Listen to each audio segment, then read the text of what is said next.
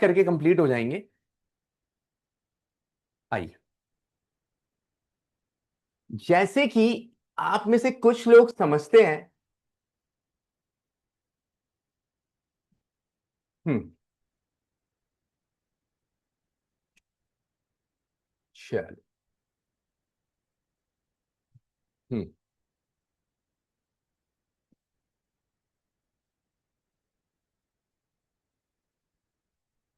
Equi potential surface, हाँ। जैसे कि इलेक्ट्रिक फील्ड को, आपको एक चीज पता चली, शुरू से हल्का सा लेते हैं कि सोर्स चार्ज दो रूप दिखाता है। एक है इलेक्ट्रिक फील्ड जो उसका वेक्टर रूप है, एक है इलेक्ट्रिक पोटेंशियल जो कि उसका स्केलर रूप। सोर्स चार्ज के ही दो रूप है, जो कि मजा आ गया कुछ लोग को समझ के, अच्छा ऐसा कुछ है। 80% ऑफ द क्लास वो पॉइंट को समझे। इलेक्ट्रिक फील्ड को पिक्टोरियली रिप्रेजेंट किया जाता है इलेक्ट्रिक फील्ड लाइन से। किससे? इलेक्ट्रिक फील्ड कैसा दिखता है वो इलेक्ट्रिक फील्ड लाइन बताते हैं। भाई यूनिफॉर्म इलेक्ट्रिक फील्ड जो होती है वो पैरेलल होती है, उनके बीच की दूरी सेम होती है। Non uniform electric field parallel नहीं हो, उनकी दूरी चेंज होगी। वो ऐसे भी आ सकती है, दैट इज नॉन वो। इलेक्ट्रिक फील्ड की pictorial representation is electric field lines. Electric field potential की, जो पोटेंशियल की पिक्टोरियल रिप्रेजेंटेशन है। पोटेंशियल भी अपनी रिप्रेजेंटेशन दिखाता है, जिसको कहते हैं equi potential surface. Equi potential, जो पोटेंशियल का रूप है, पोटेंशियल का एक दृश्य है। पोटेंशियल ऐसे दिखता है, जैसे इलेक्ट्रिक फील्ड को दिखाने के लिए इलेक्ट्रिक फील्ड लाइंस का concept develop. Is that clear? तो जिन्होंने लास्ट दो तीन क्लास जम के रेगुलर लिए, उनके लिए कट कट समझ में आता जाएगा उनको पर। अब आप देखिए,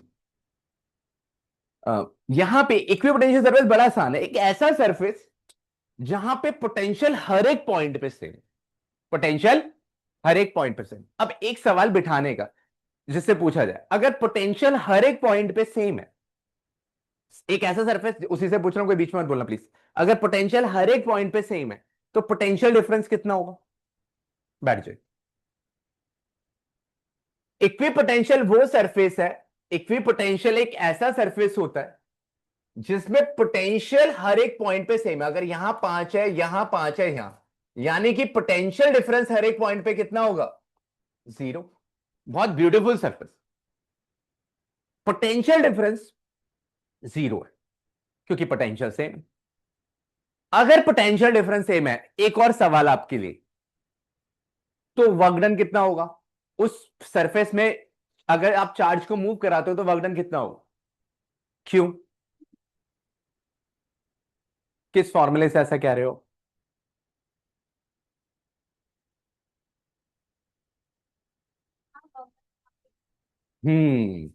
क्योंकि आप जानते हो कि potential difference work done upon test charge के बराबर होता है। सही है, और नो?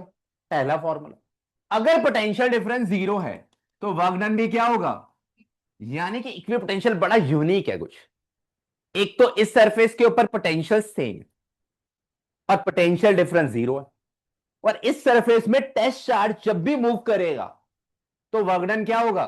जीरो। फिजिक्स ये कह रहा है, फिजिक्स वाला वर्क जीरो है, कोई वर्क नहीं हो रहा। अगर टेस्ट चार्ज इक्विपोटेंशियल सरफेस में मूव कर रहा है, देयर इज नो वर्क। इस सरफेस की एक और ब्यूटीफुल बात, ये इसके डेफिनेशन से ही समझ में आ गई। से यस और नो। किसी को कुछ लिखना है तो वो लिख सकता है, अगर you want to write anything फिर आगे बढ़ो। वो सरफेस पे बात करेंगे, अभी 2 मिनट दीजिए।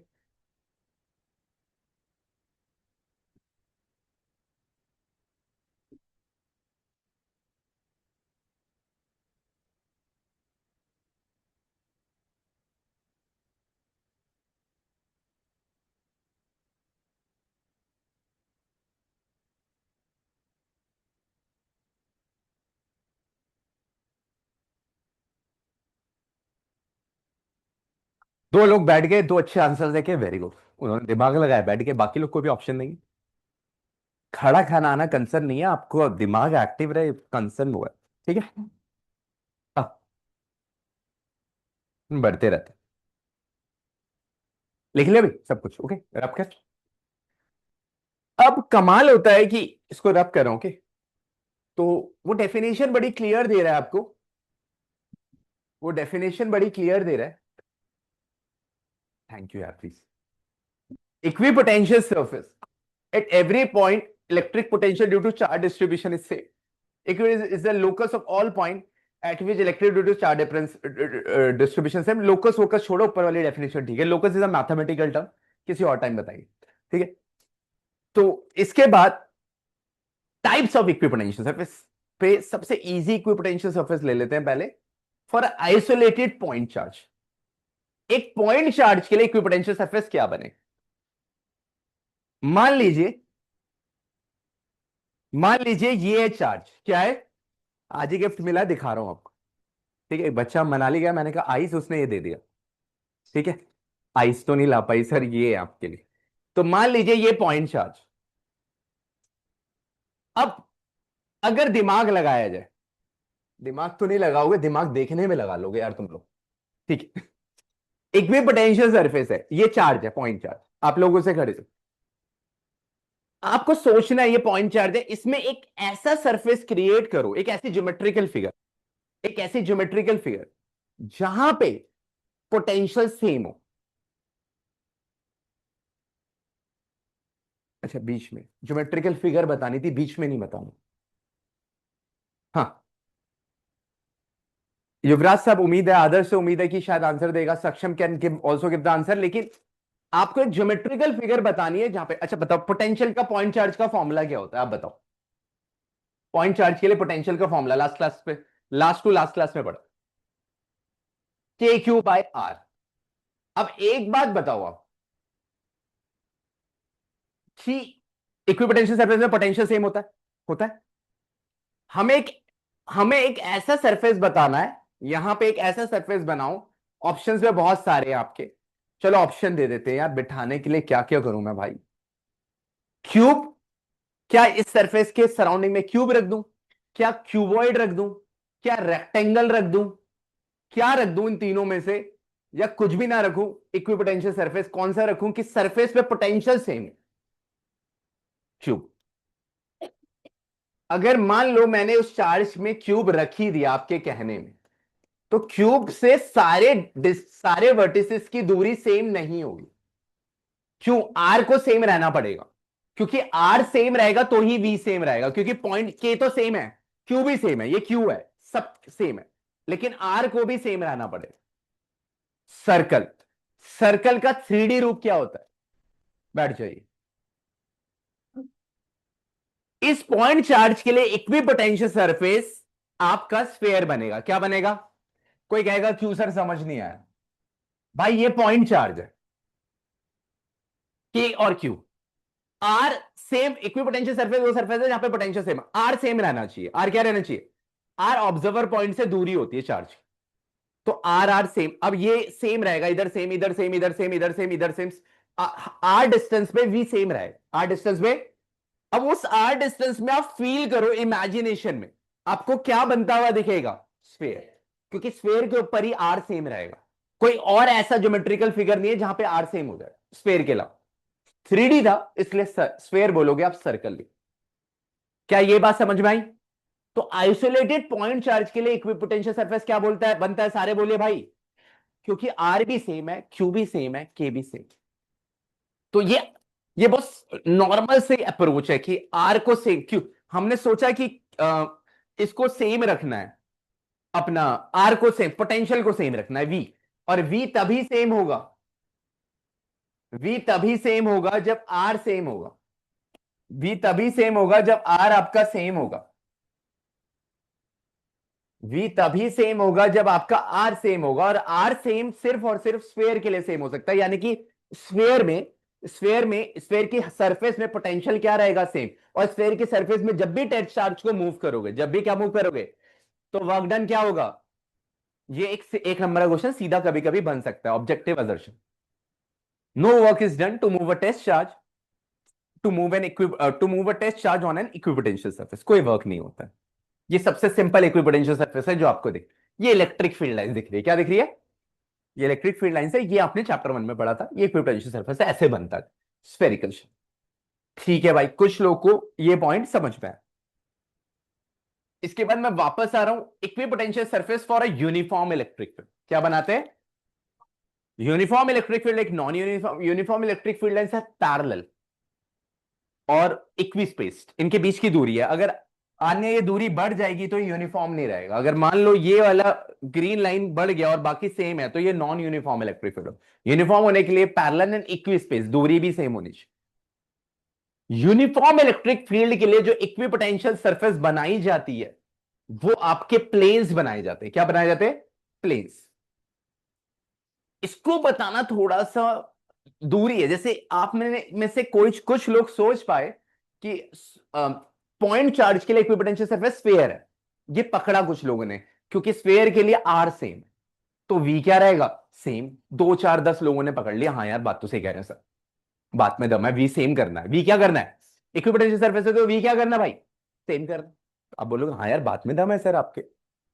इसका थोड़ा मामला यह है कि यूनिफॉर्म इलेक्ट्रिक फील्ड है, कोई दूर से इलेक्ट्रिक फील्ड आ रही है और उसके लिए इक्विपोटेंशियल सरफेस एक प्लेन बोला गया। जो यूनिफॉर्म इलेक्ट्रिक फील्ड है इस पे प्लेन इसलिए बोला गया है कि एक और कंडीशन है।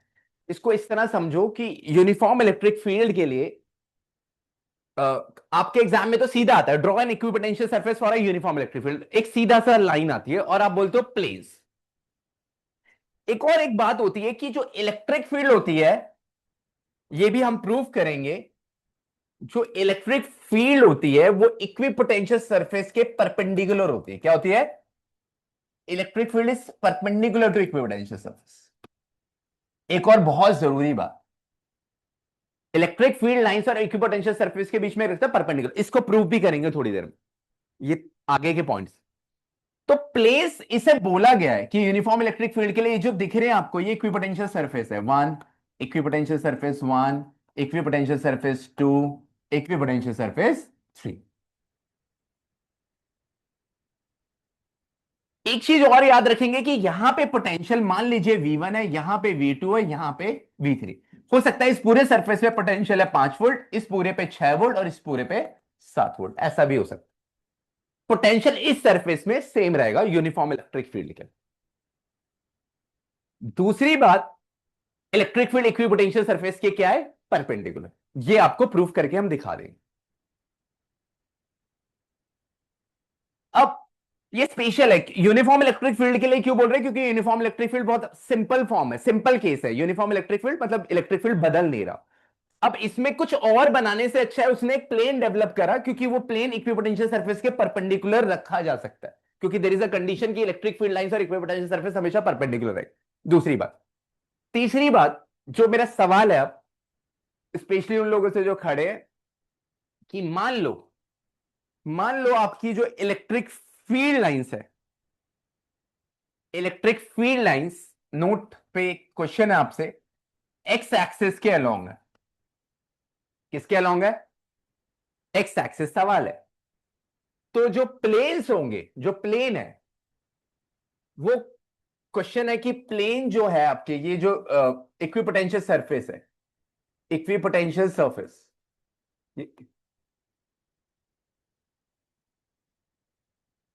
इक्विपोटेंशियल सरफेस जो आपको दिख रहे हैं 1 2 3, ये किस चीज के पैरेलल होंगे? पैरेलल टू, मतलब ऑप्शन दे देते, x y plane, x z plane, y z plane. अगर इलेक्ट्रिक फील्ड एक्स एक्सिस में है तो ये जो इक्विपोटेंशियल सरफेस है, ये जो सरफेस दिख रहे हैं, ये किसके पैरेलल होंगे? Y z plane. क्यों?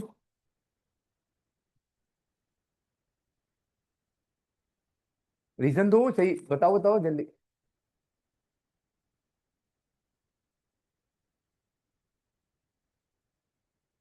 जो खड़े हैं उनके पास एक और ऑप्शन है बैठने का। रीजन बोर्ड में ही लिखा है, अगर आप ध्यान से देखो। और किसी को आंसर देना है? समझ।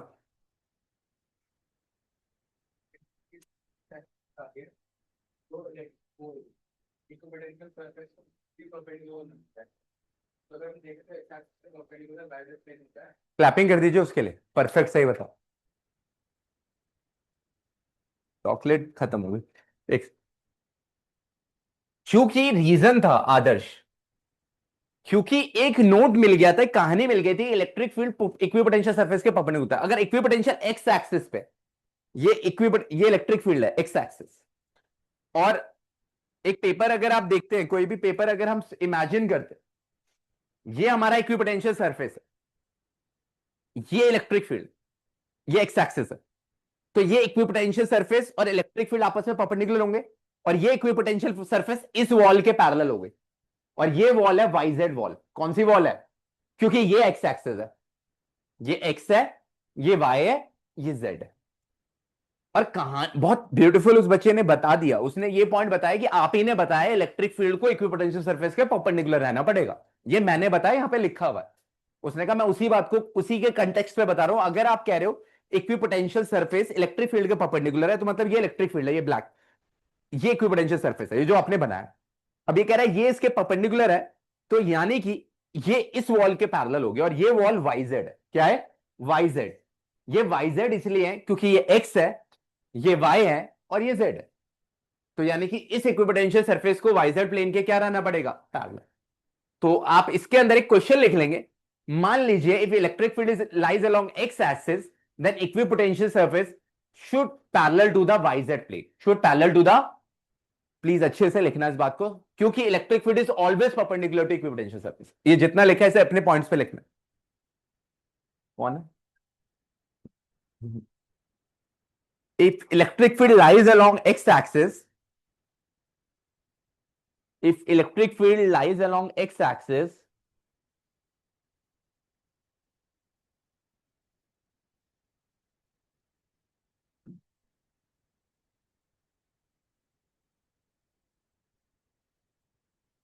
then equipotential surface should be parallel to yz plane. Equipotential surface को yz plane के parallel होना पड़ेगा।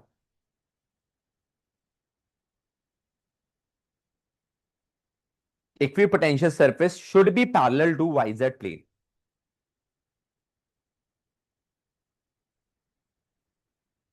ब्रैकेट में लिखा जा सकता है reason, since electric field is always perpendicular to equipotential surface, क्योंकि इलेक्ट्रिक फील्ड इक्विपोटेंशियल सरफेस के परपेंडिकुलर होते हैं।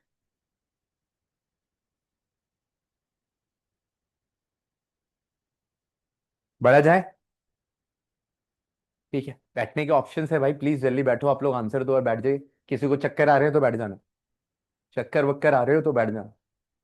ठीक है, चक्कर आ रहे हो तो बैठ जाओ यार। अब देखिए यहां पे अब समय शुरू होता है इसको पढ़ने का। जैसे कि सबसे सिंपल है, आपसे बोला जाएगा, मैं ही पूछूंगा अगली क्लास, इक्विपोटेंशियल इलेक्ट्रिक फील्ड के लिए क्या होता है? प्लेन्स होते हैं राइट एंगल, प्लेन्स होते हैं, क्योंकि रीजन है क्योंकि इलेक्ट्रिक फील्ड और इक्विपोटेंशियल सरफेस हमेशा परपेंडिकुलर होता है। परपेंडिकुलर क्यों होता है थोड़ी देर में बताता हूं।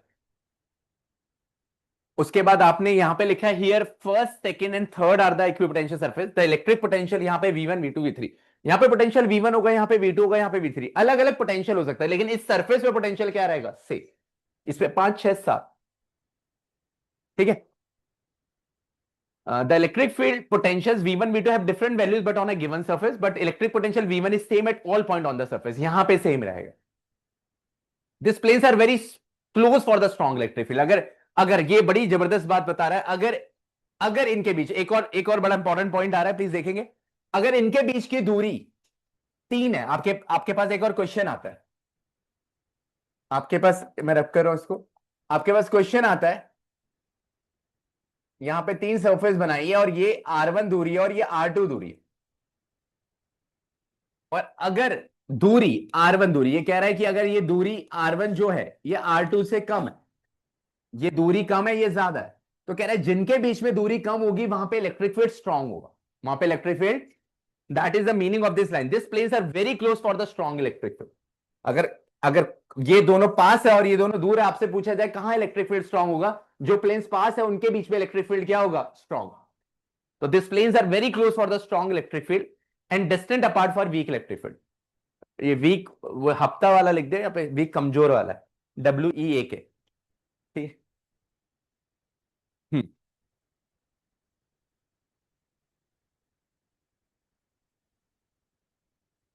ठीक है, यहां तक जो समझ, ये फर्स्ट लाइन को मैंने डिस्क्राइब कर दिया, यू यू शुड राइट।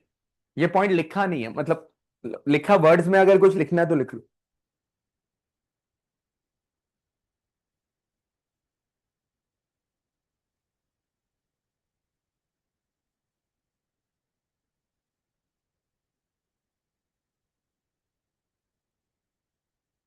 चलिए बड़े, अब आप देखिए नीचे आ रहे हैं। अब ये एक और चीज बोल रहा है कि ये थोड़ा अच्छे से लाइन नहीं लिखी हुई है। अब ये जो यूनिफॉर्म इलेक्ट्रिक फील्ड होता है ना, इसके लिए बोला जैसे यूनिफॉर्म इलेक्ट्रिक फील्ड है, इसको एक्सटर्नल इलेक्ट्रिक फील्ड भी बोलते हैं। जब आपने डाइपोल वाली डेरिवेशन करी थी, torque is equal to p sine theta, तो इसमें इस लाइन को लिखा ये जा रहा है कि इसके लिए सोर्स चार्ज क्या हो। यूनिफॉर्म इलेक्ट्रिक फील्ड के लिए सोर्स चार्ज क्या है? Electric field is always created by what? Source charge. कहता है यूनिफॉर्म इलेक्ट्रिक फील्ड के लिए सोर्स चार्ज क्या है? हम बोलते हैं वो इंफिनिटी में कहा है। अब इसको समझो। अब जैसे ये सोर्स चार्ज है, अब इसको ना थोड़ा सा ज्योमेट्रिकली समझो। ये सोर्स चार्ज है, पॉजिटिव सोर्स चार्ज से इलेक्ट्रिक फील्ड ऐसे जाती है, सही? यस और नो एवरीवन? आपने देखी। अब ये ऐसे ही जा रही है, लेकिन ऐसा माना जाता है कि सोर्स चार्ज अगर बहुत दूर है तो ये लाइंस बिकम्स पैरेलल। ये लाइंस बिकम्स, अगर सोर्स चार्ज इंफिनिटी दे दोगे तो ये कहता है कि सोर्स चार्ज अगर इंफिनिटी है तो इंफिनिटी, अगर ऑब्जर्व पॉइंट इंफिनिटी पे चलेगा सोर्स चार्ज से, तो वहां पे इलेक्ट्रिक फील्ड लाइंस क्या हो जाएगी? पैरेलल। तो आपसे बोला जाए, कोई बोले यूनिफॉर्म इलेक्ट्रिक फील्ड के लिए सोर्स चार्ज क्या है, बोल सकता है कोई, क्योंकि electric field is always created by source charge. Electric field is always created by, जिन लोगों से मैं इतने दिनों से पूछ रहा हूं वो जानते हैं, मैंने हमेशा बोला इलेक्ट्रिक फील्ड कौन क्रिएट करता है, आप कहते हो सोर्स चार्ज बाबा। और आप ही एक सवाल मुझसे पूछो फॉर यूनिफॉर्म इलेक्ट्रिक, किसी ने पूछा नहीं है सवाल कि सर यूनिफॉर्म इलेक्ट्रिक फील्ड के लिए सोर्स चार्ज क्या है, तो वो बस ये बता रहा for uniform electric field source charge is at infinity. Source charge बहुत दूर है, लेकिन इस लाइन को थोड़ा ठीक करना होगा, ग्रामेटिकल एरर्स है उसके अंदर। For a uniform electric field, यहां पे लिख दीजिए for a uniform electric field the source charge is located at infinity. उस पॉइंट को थोड़ा सही करना प्लीज, उस पॉइंट को थोड़ा ठीक करेंगे।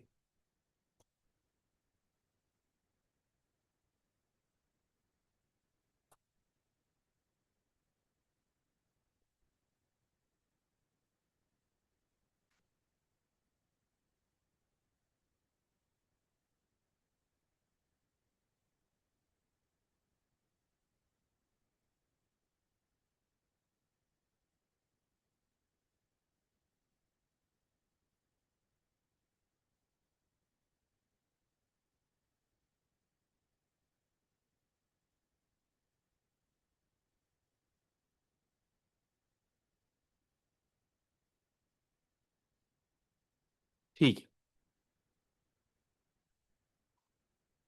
हाँ,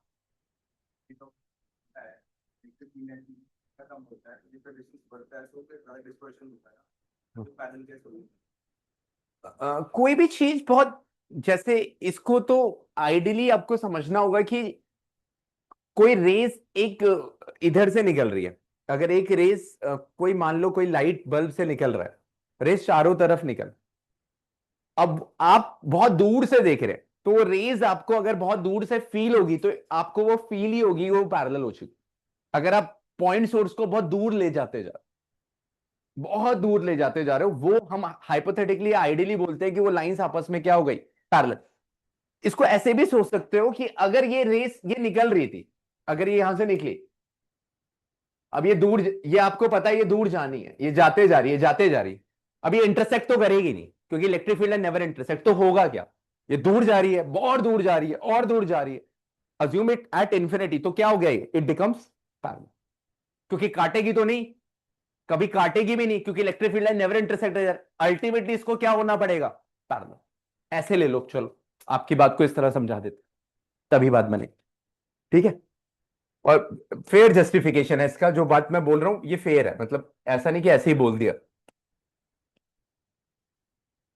बड़े आगे, अब ये बातें सब समझ में आ गई। अब यहां पे ये आपको फॉर आइसोलेटेड पॉइंट चार्ज के लिए बोल रहा है v is equal to k q by, if we draw sphere of radius r around charge then all the point on the sphere will have same potential, क्योंकि v is equal to k q by r में r same हो गया हर जगह, तो v बदलेगा नहीं। Plus for equipotential surface for isolated point charge are concentric spherical spheres, क्या होंगे? कॉन्सेंट्रिक, एक स्फीयर उसके ऊपर स्फीयर उस तीसरा sphere. The potential of spherical surface goes on decreasing is the radius surface sphere. तो आपने जो सबसे छोटा स्फीयर बनाया वहां का पोटेंशियल ज्यादा हो, क्योंकि b is inversely proportional to r। b is, जैसे जैसे आर बड़ा रेडियस बड़ा स्फेयर होगा उसमें पोटेंशियल क्या हो जाएगा? कम, कम हो जाएगा। ठीक है। अब आपको आ जाता है डाइपोल। अब आप देखिए कि ये डाइपोल आ गया। अब ये डाइपोल आ गया तो कॉन्सेंट्रिक स्फीयर्स है, इसके अलग बनेंगे, इसके अलग। इक्विपोटेंशियल सरफेस भी कभी इंटरसेक्ट नहीं करते कभी, तो ये डिस्टर्ब हो जाते हैं स्फीयर्स एक दूसरे की वजह से। तो ये डिस्टर्ब स्फीयर्स, कॉन्सेंट्रिक स्फीयर्स आपको बन रहे हैं। आप यहां पे देख रहे हो, यहां पे क्लोज हो रही है लाइन, यहां पे फार अवे हो रही है, बिकॉज डिस्टर्ब होते जा रहे हैं। इसका मैं एक रीजन बता सकता हूं, इसको भी थोड़ी देर में जस्टिफाई कर देंगे। एक डेरिवेशन छोटी सी करनी है। एक रीजन होता है इसका, इसको देखिए। इलेक्ट्रिक फील्ड जो होता है ना, वो इनवर्सली प्रोपोर्शनल टू डिस्टेंस होता है, इनवर्सली प्रोपोर्शनल टू। इसका एक, आज एक छोटी डेरिवेशन भी करनी है यार, अब मुझे पहले बताना पड़ रहा है, अभी देख लीजिए। अब इसमें क्या है कि जब आप प्लस चार्ज देखते हो तो प्लस चार्ज से इलेक्ट्रिक फील्ड अवे होती है, क्या होती है? अवे, ये अवे, ये अवे, ये अवे। और नेगेटिव से क्या होती है? टूवर्ड्स। और पॉजिटिव से निकल के कहां पहुंचती है? नेगेटिव पहुंचती। और आप देखोगे पॉजिटिव टू नेगेटिव ऐसे भी जाते हैं। आप देखोगे इलेक्ट्रिक फील्ड लाइन, जब आप ये इलेक्ट्रिक फील्ड लाइन बना रहे हो, क्या बना रहे हो? इलेक्ट्रिक फील्ड लाइन जहां पे ज्यादा होगी, जहां पे ज्यादा, तो वहां पे डिस्टेंस कम हो जाएगा, is inversely proportional to what? R. और ये वाला फिगर आपको लास्ट चैप्टर में मिलेगा, चैप्टर 1। जब आप देखोगे इसकी फिगर ना, एक्चुअल फिगर, अभी मैं नोट्स निकाल ले रहा हूं पीछे वाले, तो ऐसी कोई फिगर आपको दिखेगी। ये पिछली वाली हमारी, याद है, अच्छी बात है। ये चैप्टर 1 में देखिए, तो आप देखोगे यहां पे इलेक्ट्रिक फील्ड इंटेंसिटी स्ट्रांग है। कोई बोलेगा क्यों? क्योंकि ज्यादा फील्ड लाइन, क्योंकि ज्यादा फील्ड लाइन है तो स्ट्रांग। बैठ जाओ यार, बैठो, बैठ जाओ। ज्यादा फील्ड लाइन है तो स्ट्रांग है, जल्दी आना। अब उठा के लाऊं? उठा के लेके आए।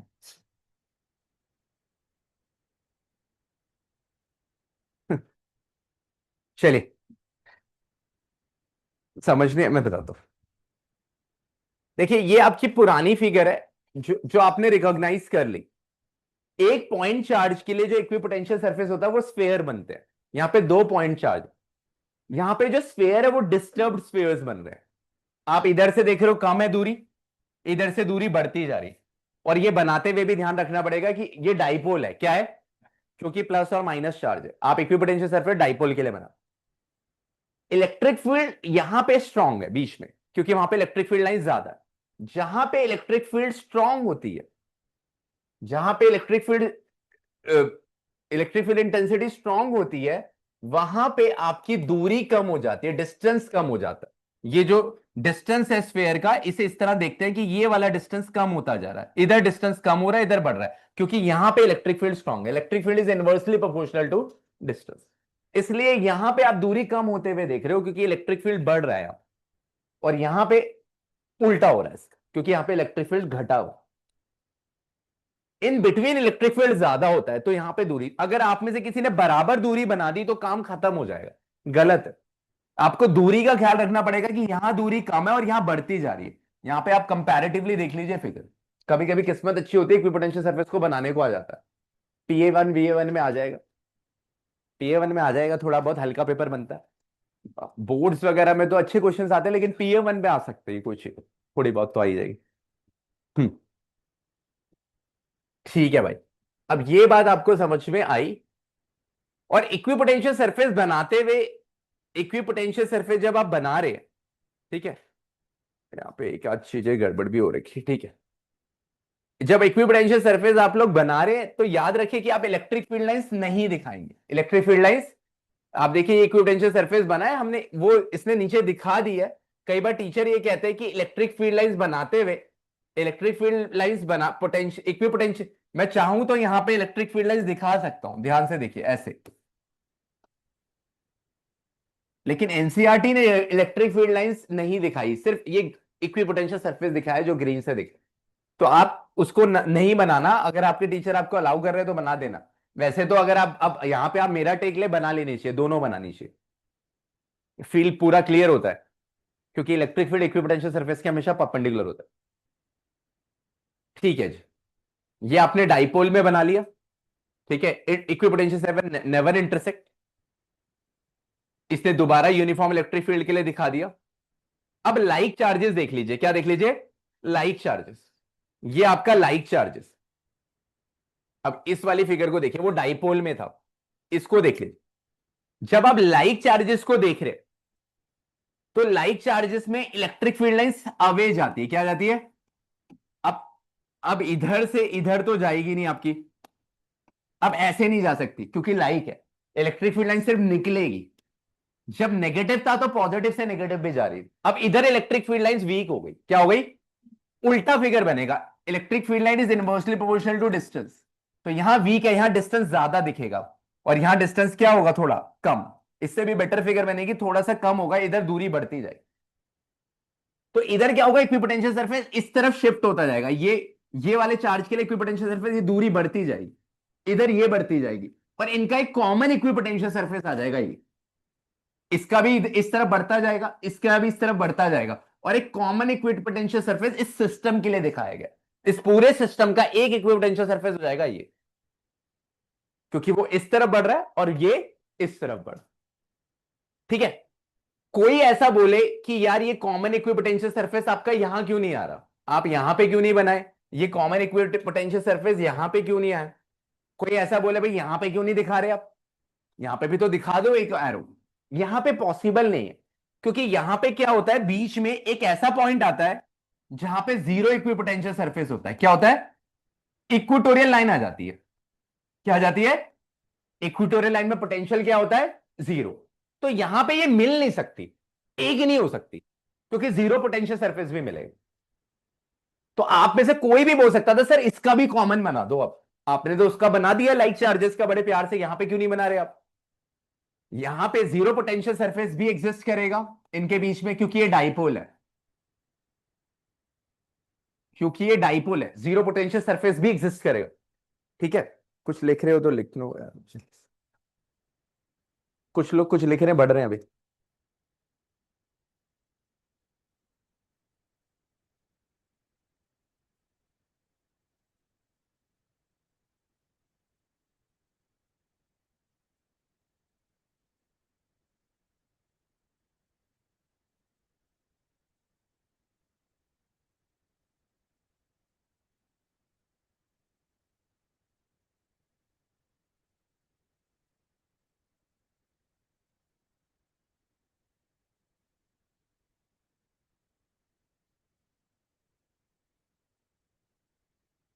ठीक है?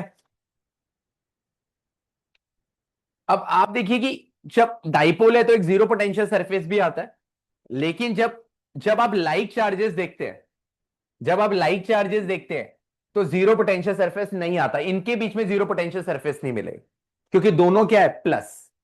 क्योंकि उसका भी के क्यूब आई आर, उसका वहां पे के क्यूब आई आर और माइनस के क्यूब आई आर आता है, तो इक्वेटोरियल लाइन में पोटेंशियल जीरो होता है, लास्ट क्लास में डेराइव भी किया। तो वहां आपको जीरो पोटेंशियल, वहां पे कॉमन नहीं आएगा, तो यहां पे कॉमन आएगा, इसका बढ़ रहा है इधर, इसका बढ़ रहा है। अब इसका एक कॉमन इक्विपोटेंशियल सरफेस बन गया। कॉमन बोले तो थोड़ा सा और जानना है किसी को, समझ ले भाई, थोड़ा सा और जानना है। तो कॉमन का मतलब है ये दोनों जो पॉइंट चार्ज है, ये एक पॉइंट चार्ज बिहेव करने लग जाएंगे, ये दो की जगह एक। ऐसे भी समझ सकते हो अब कि कॉमन एक आ गया, वो सिस्टम अब ये बड़ा होता जा रहा है, तो उन दो चार्जेस को क्या मान लिया है? एक, और एक कॉमन इक्विपोटेंशियल सरफेस बना। तो ऐसे भी सोच सकते हो, आप में से कोई सोच रहा है। तो आपने टोटल जो पढ़ा है, आपने एक यूनिफॉर्म इलेक्ट्रिक फील्ड के लिए पढ़ा है equipotential surface. Uniform electric field के लिए इक्विपोटेंशियल सरफेस क्या होते हैं? प्लेन्स। क्या होते हैं? और ये प्लेन राइट एंगल पे होते हैं। किसमें होते हैं? पहला पॉइंट। दूसरा पॉइंट जो पढ़ा है isolated point charge, isolated point charge के लिए इक्विपोटेंशियल सरफेस क्या बनते हैं? Concentric spheres. क्या बनते हैं? क्या बनते हैं? दूसरा, इस पे थोड़ी बातें ज्यादा करी थी, वो मैं कर नहीं रहा हूं, अगली क्लास में पूछूंगा, इस पे बहुत सारे पॉइंट्स पढ़े थे हमने। इसके बाद डाइपोल के लिए, डाइपोल के लिए आपको ध्यान रखना पड़ेगा, इधर दूरी कम होगी, इधर दूरी बढ़ेगी, आपको ध्यान रखना पड़ेगा इस बात का बनाते हुए।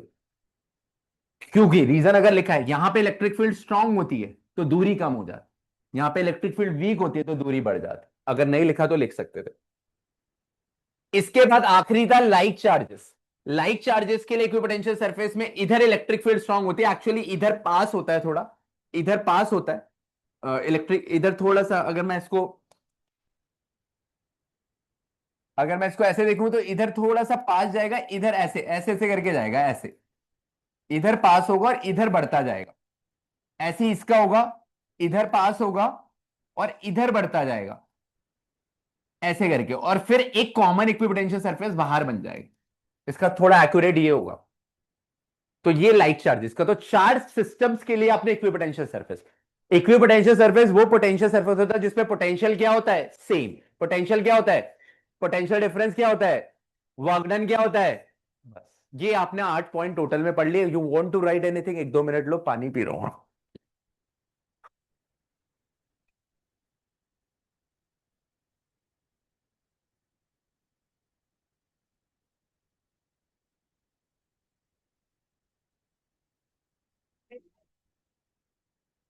हाँ जी, यही तो इक्विपोटेंशियल सरफेस बना रहे हो। हाँ, ये जो जो भी आप सरफेसेस दिखा रहे हो यही इक्विपोटेंशियल सरफेस, यही equipotential surface. Electric field lines है, electric field lines last chapter का पार्ट था, इस चैप्टर का पार्ट। लेकिन जब इक्विपोटेंशियल सरफेस बनानी हो तो इक्विपोटेंशियल ही बनाओ, इलेक्ट्रिक फील्ड लाइंस मत बनाओ। दोनों बोले तो दोनों बनाओ। एक बड़ा इंपॉर्टेंट पॉइंट है कि इलेक्ट्रिक फील्ड लाइंस और इक्विपोटेंशियल सरफेस हमेशा परपेंडिकुलर हो, हमेशा।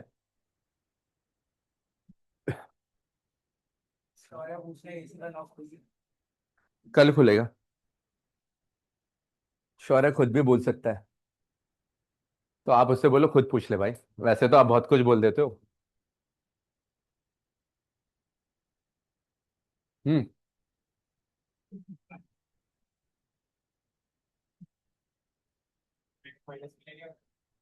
हो जाएगा यार, क्या दिक्कत है, उल्टा बनेगा फिर। बिल्कुल किसी के लिए भी हो सकता है भाई, पेपर में कुछ भी आएगा। हाँ, लाइक चार्जेस है। हाँ? पानी खत्म हो गया है दोनों बॉटल में। अभी रुक जाओ, अभी लेके आ रहे हैं तो पढ़ तो लिया करो। नेगेटिव चार्ज में क्या होता है, इलेक्ट्रिक फील्ड लाइंस पहुंचती है। हाँ वही, वैसे डिट्टो सेम ही आएगा, क्योंकि इलेक्ट्रिक फील्ड लाइंस उसमें पहुंच रही होगी। बस इसमें निकलती है, उसमें पहुंचती है, सेम ही बनेगा। इसी तरफ स्ट्रॉन्ग पहुंचेगी, सेम ही आ जाएगा, एरो बस उल्टे हो जाएंगे, सेम बनेगा नेगेटिव। स्टार्टिंग पेपर्स में आता है, स्टार्टिंग पेपर्स में आपका आ सकता है। चलो भाई, फटाफट फटाफट। कौन सी इंपॉर्टेंट बात कर रहा है यार। ठीक है, किसी और की बात मत सुनो, आपको जो कंसेप्ट बना है बस उसको अच्छे से फ्रेम करके आपको वो 6-7 पॉइंट समझ आने चाहिए। मैंने कोशिश पिछले 40 मिनट से वो 7 पॉइंट को समझाने में की, 6 से 7 पॉइंट। अब वो किस पर्सपेक्टिव में पूछ रही है समझ नहीं आया।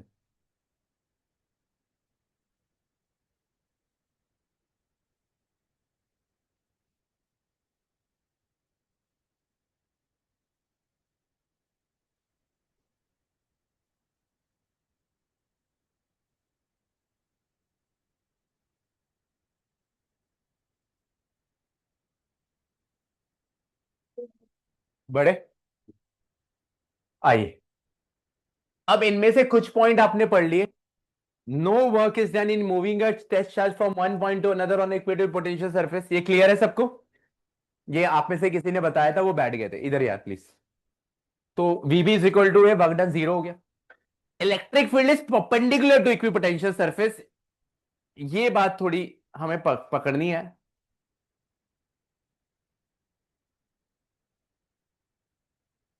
इसको पकड़ने के लिए एक छोटी सी डेरिवेशन करनी है, आइए।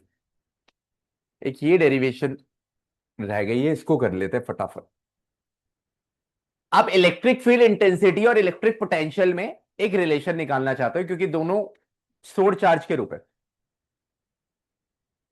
अच्छा, कोई भी बच्चा अभी तक जितना पढ़ा, रेजोनेंट एक चॉकलेट दूंगा अंदर से लाके, लेकिन बिना कैलकुलेशन के बताना, दिमाग लगा के। नोट्स बंद कर ले भाई। जो भी आपने पढ़ा, आपने ई पढ़ लिया, आपने थोड़ा बहुत वी पढ़ लिया, ई तो बहुत कुछ पढ़ा। ई और वी के बीच में कोई फॉर्मूला डेवलप करना हो तो क्या होगा, ई इज इक्वल टू, जिन्होंने स्कूल में पढ़ लिया उसको नहीं।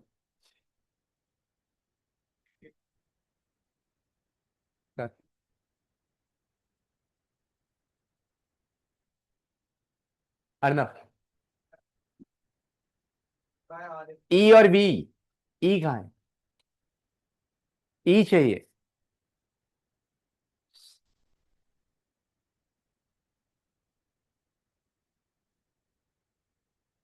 हाँ भाई कोई नहीं। सुनता नहीं है मेरी बातें। मेरी तो दिक्कत है कान पे, इसकी ज्यादा है। कह रहा है k q by are.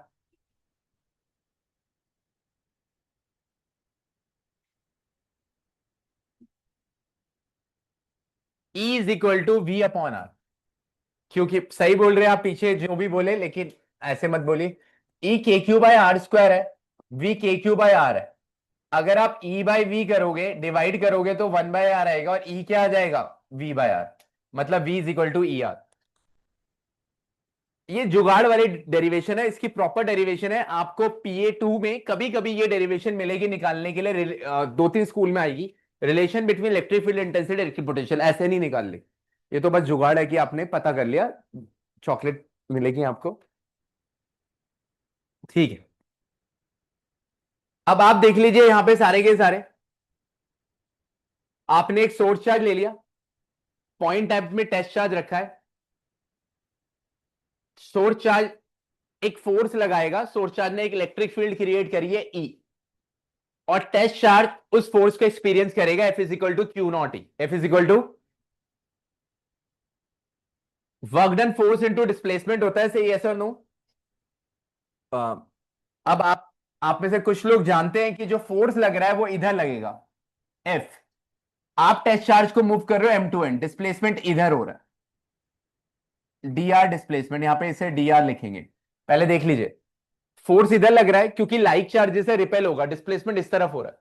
Work done होगा फोर्स इंटू डिस्प्लेसमेंट से, यस और no? F d r. Force इस तरफ लग रही है, डिस्प्लेसमेंट इधर हो रही है, थीटा क्या हो गया? 180। एफ की वैल्यू इक्वेशन 1 से डाल लीजिए, क्यू नॉट ई। यहां पे कुछ भी वेक्टर लगाने की जरूरत नहीं है भाई, कहीं भी वेक्टर कुछ नहीं चाहिए, बस यहां पे लगा हुआ था, ठीक है। तो डी डब्ल्यू हो गया क्यू माइनस क्यू नॉट ई आर। ये आप डाल लीजिए फ्रॉम 1। यहां तक ओके है सबको? यहां तक देख लीजिए, ओके ओके। कहीं नहीं लगाना। ऊपर दिए तो नीचे कहां से आ जाएगा? ऊपर लगाता हूं तो नीचे लगाना चाहिए था, ऊपर नहीं लगाया तो नीचे नहीं लगाओगे, अचानक से थोड़ी लिख दो।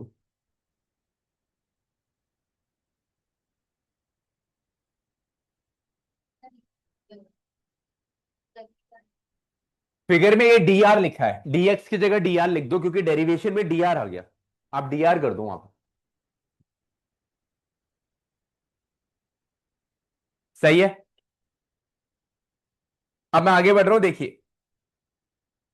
इसको थोड़ा छोटा कर लेंगे, यहां पे देखेंगे डी डब्ल्यू, ये क्यू नॉट नीचे आ जाएगा, तो माइनस ई डी आर।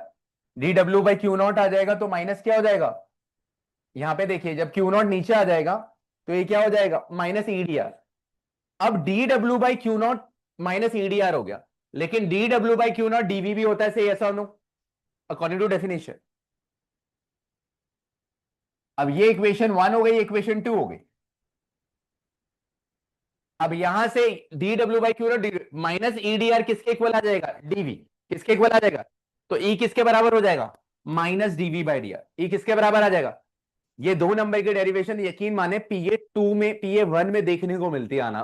कुछ नहीं है, डेरिवेशन है, मुझे समझ नहीं आता, लेकिन टीचर्स की फेवरेट। मतलब potential due to dipole at any point तो मिड टर्म में आती है कभी, यहां भी आ जाए, लेकिन ये पता नहीं क्यों आती है, दो नंबर की आ जाती है, इसमें कुछ है नहीं। इज इक्वल टू माइनस, यहां तक डेरिवेशन को एक बार चेक कर लो, इसमें माइनस साइन का एक डिनोशन है। पहले यहां तक ओके कर लीजिए, किसी को कोई डाउट है तो नोट्स पे देख लीजिए।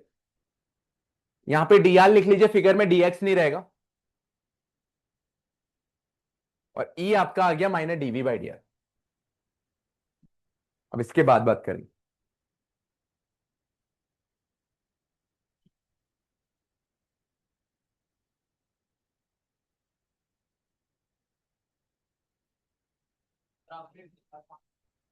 फिगर में जहां पे डीएक्स लिखा है, आर से मतलब नहीं, आर कर लो कुछ भी कर लो, क्योंकि उसका यूज नहीं है, उसका यूज ही नहीं डेरिवेशन।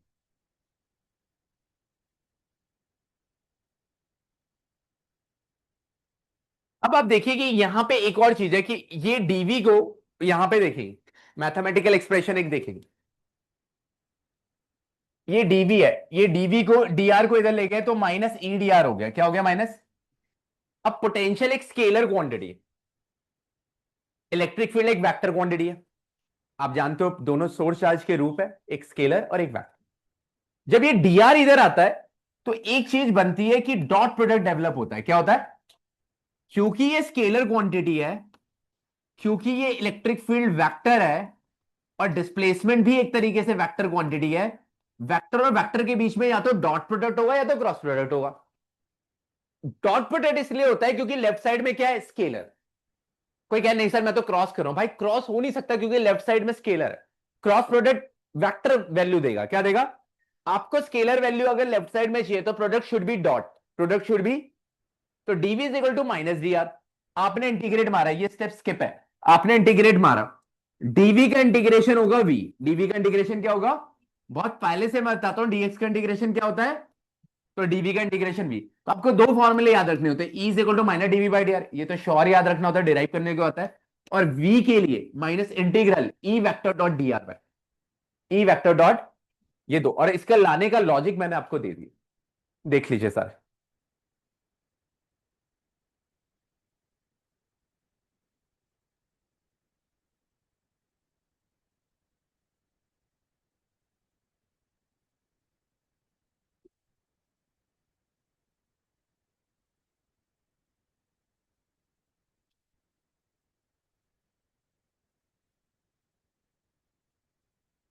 ठीक है, स्कूल में अच्छा इक्विपोटेंशियल शुरू नहीं हुआ अभी, ये वाला डेरिवेशन हो गई।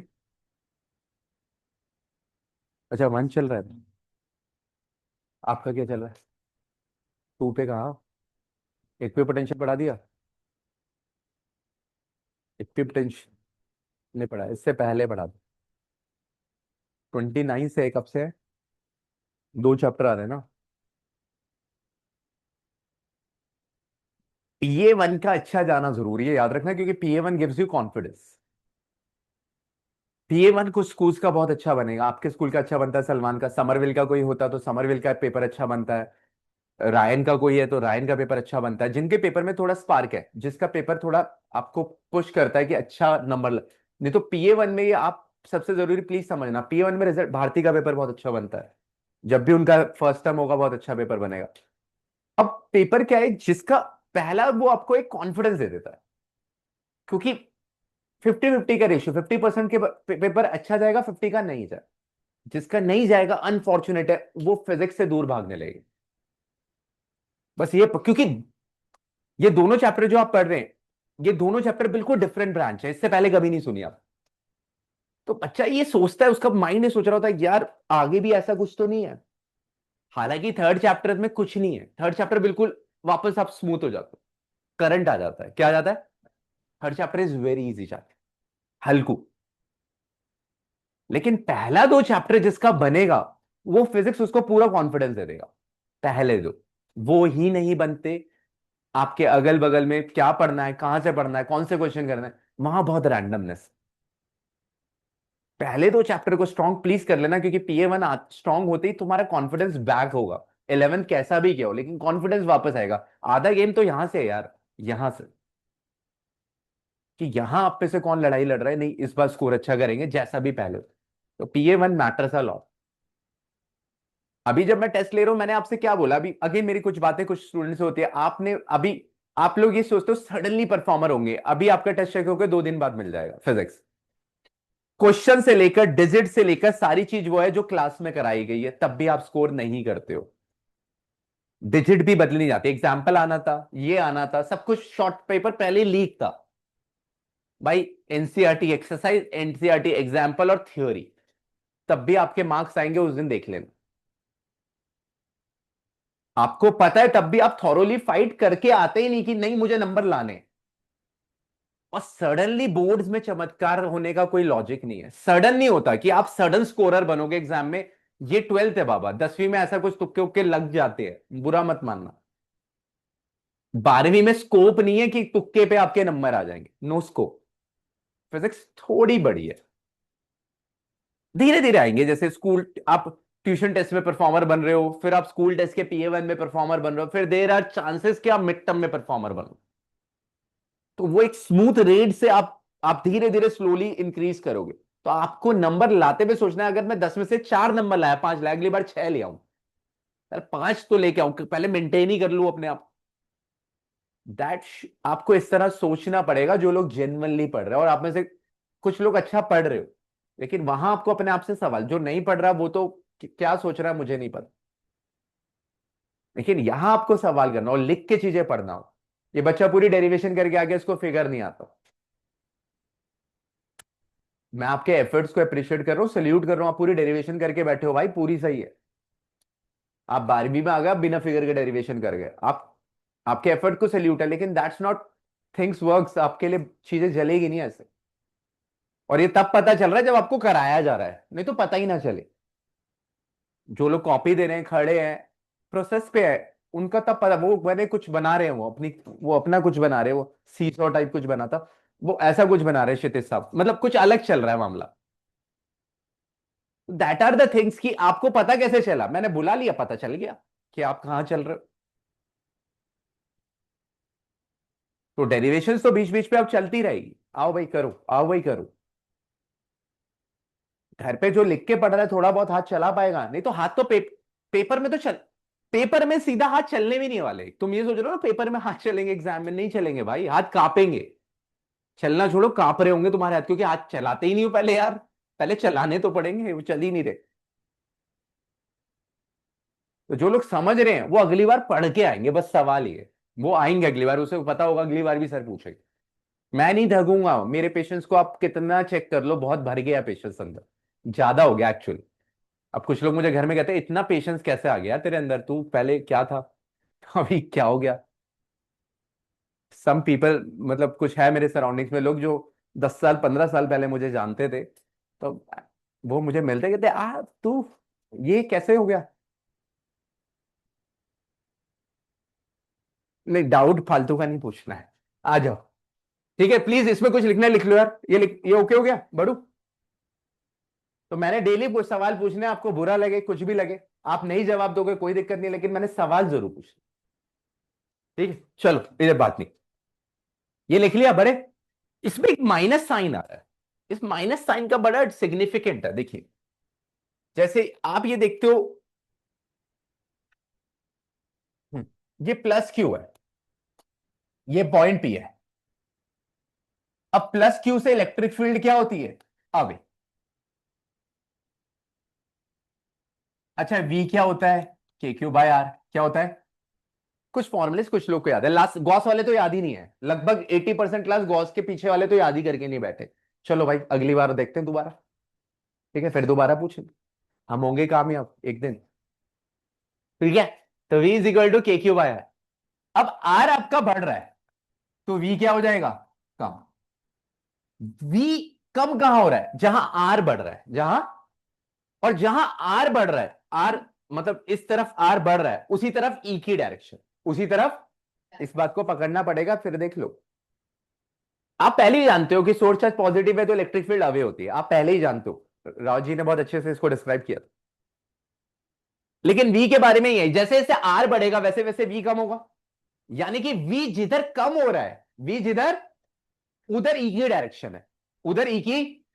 तो ये बोलता है negative sign shows that electric field intensity की डायरेक्शन वहां होती है जहां पे पोटेंशियल कम होता है, जहां पे पोटेंशियल, इलेक्ट्रिक फील्ड उस डायरेक्शन में जा रहा होता है, उस डायरेक्शन की तरफ अप्रोच कर रहा है जिस तरफ पोटेंशियल क्या होता जा रहा है, कम।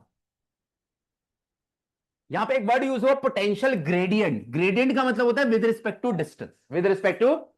Gradient also denote, gradient is a substitute word for slope, gradient is also substitute word for, जो कभी 11th में पढ़ा है। अगर इस वर्ड को थोड़ा जान पहचान है किसी की, तो उसने शायद थोड़ा पढ़ा हो 11th में, तो ग्रेडियंट का दूसरा नाम स्लोप भी होता है वैसे। तो ये लाइन का मीनिंग है, नेगेटिव साइन क्या डिनोट कर रहा है, electric field is the direction of decreasing potential, electric field उस डायरेक्शन में जाएगी जहां पे पोटेंशियल क्या होती जाएगी, कम। क्योंकि आर बढ़ेगा वी कम होगा, किसी को कुछ लिखना लिख लीजिए।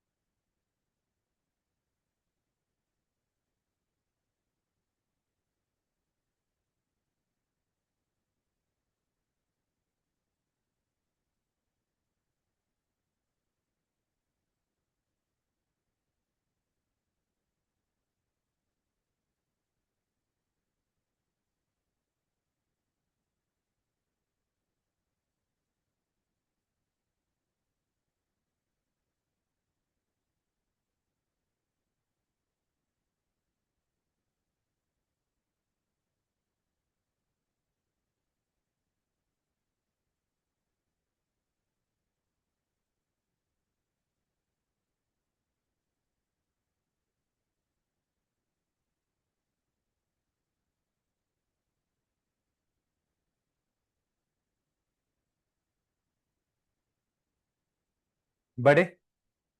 तो एक एक छोटी सी डेरिवेशन पढ़ ली जो एग्जाम में आती है, एक नया फॉर्मूला देखा, ई वी के बीच में रिश्ता देख लिया, E V electric field and potential, equi potential surface, बड़ा ब्रांड न्यू चीज आपने पढ़ लिया। इसकी प्रॉपर्टी पढ़ते पढ़ते मैं वापस आया था, वो डेरिवेशन एक्चुअली मुझे स्किप हो गई, वो मुझे पहले करानी चाहिए थी, मैंने बाद में कराई है। मैं आपको सबसे बड़ा सच बता रहा हूं यहां पे।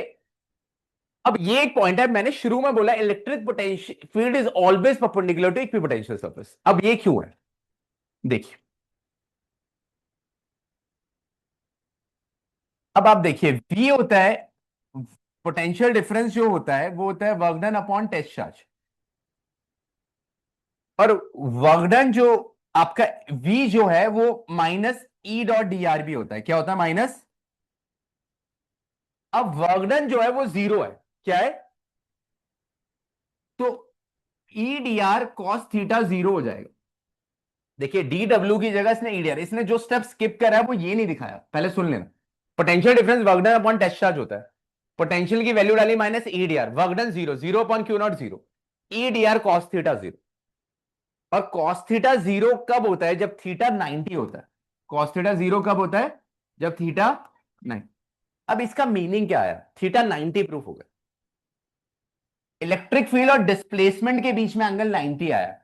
तो मान लीजिए एक इक्विपोटेंशियल सरफेस है, कोई भी कैसा भी सरफेस, इलेक्ट्रिक फील्ड, ये डिस्प्लेसमेंट जो हो रहा है वो इक्विपोटेंशियल सरफेस पे हो रहा है, किस पे हो रहा है, और डिस्प्लेसमेंट जो भी इक्विपोटेंशियल सरफेस में हो रहा है उनके बीच में एंगल क्या है, वो आपने प्रूफ करा है। ये डिस्प्लेसमेंट है, मान लो इक्विपोटेंशियल सरफेस है, इस पे आपने डिस्प्लेसमेंट करा और उनके बीच में एंगल 90 आपने प्रूफ करा। ये डिस्प्लेसमेंट इक्विपोटेंशियल सरफेस के ऊपर हो रहा है, किसके ऊपर हो रहा है, इसलिए बोला जाता है इलेक्ट्रिक फील्ड और इक्विपोटेंशियल सरफेस आपस में हमेशा perpendicular, electric field is always perpendicular to equipotential surface. This is the proving point, please देख लीजिए, ये आप प्रूव कर रहे हो।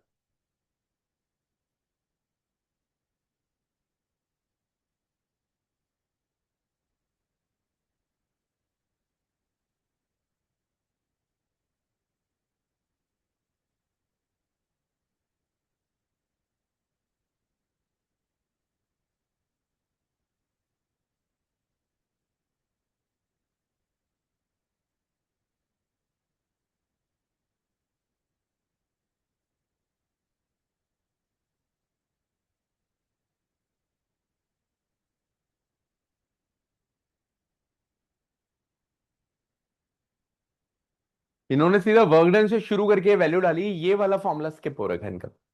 तो ये लिखने के बाद इसे ईडीआर लिख सकते थे, वर्क डन जीरो होता है टेस्ट चार्ज में, EDR cos theta zero, theta 90, वो सब तो इसमें लिखा है। तो कभी कभी हो सकता है एग्जाम में आ जाए इलेक्ट्रिक फील्ड इक्विपोटेंशियल सरफेस के परपेंडिकुलर क्यों होता है,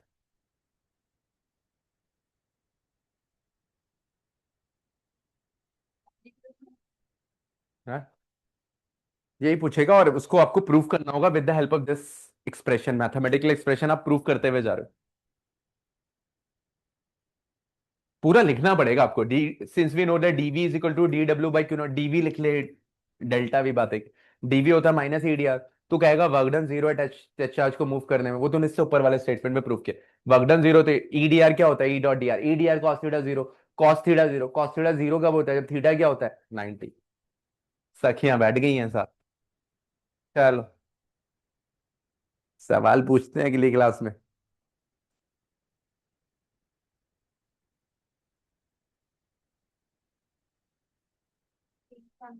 हाँ हाँ, इक्विपोटेंशियल सरफेस, इक्विपोटेंशियल सरफेस बोलो, प्लेन से बेटर है। इक्विपोटेंशियल सरफेस में आप टच चार्ज को मूव कर रहे हो, और वो हमेशा जो मूव कर रहे हो वो इलेक्ट्रिक फील्ड के परपेंडिकुलर मूव कर रहे हो। क्यों प्रूव करा, तो वहां से आपने बोला इलेक्ट्रिक फील्ड इक्विपोटेंशियल सरफेस के हमेशा परपेंडिकुलर होगा, क्योंकि टेस्ट चार्ज हमेशा परपेंडिकुलर ही मूव कर रहा है।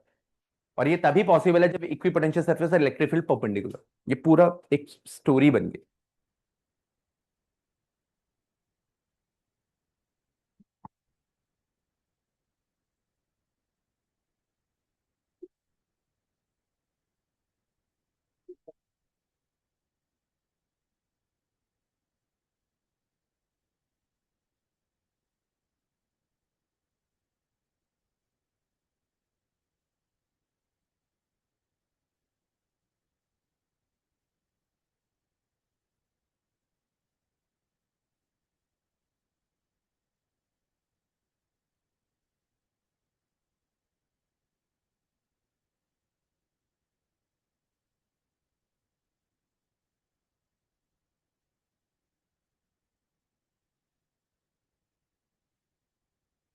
सही है।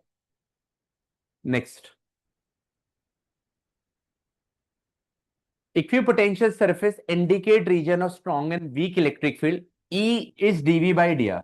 तो डी आर इज इन, ये मैंने ना आपको थोड़ी देर पहले इनडायरेक्टली पढ़ा ही दिया था वहां पे जब बता रहा था। तो D R is inversely proportional to V. तो यानी कि जहां पे ई कम, ई ज्यादा होगा वहां पे दूरी कम होगी, डिस्टेंस कम हो जाएगा। ये थोड़ी देर पहले जब मैंने ये बनाया था ना प्लेन, तो मैंने यही बात बताई थी कि जहां पे ई स्ट्रांग होगा वहां पे दूरी क्या हो जाएगी, कम। लेकिन यहां मैंने एक बात स्किप करी थी, आप लोगों से छोड़ी थी बताते हुए कि वहां पे, यहां D are is inversely proportional to E तभी होगा जब डीवी की वैल्यू कांस्टेंट होगी। क्या होगी? वो बदलनी ही नहीं चाहिए। कोई भी चीज इनवर्सली प्रोपोर्शनल या डायरेक्टली प्रोपोर्शनल तभी होती है जब बाकी चीजें कांस्टेंट हो जाए, जब बाकी चीजें, तभी पॉसिबल है, otherwise this is not possible. तो D R is inversely proportional to E since DV. और ये आपने ऑलरेडी पॉइंट पढ़ लिया कि जहां पे दूरी कम है वहां पे इलेक्ट्रिक फील्ड स्ट्रांग है। If E strong D R will be strong. तो जहां पे पोटेंशियल सरफेस पास है वहां पे इलेक्ट्रिक फील्ड स्ट्रांग, ये ऑलरेडी पढ़ लिया, ये ऑलरेडी आपने पढ़ लिया।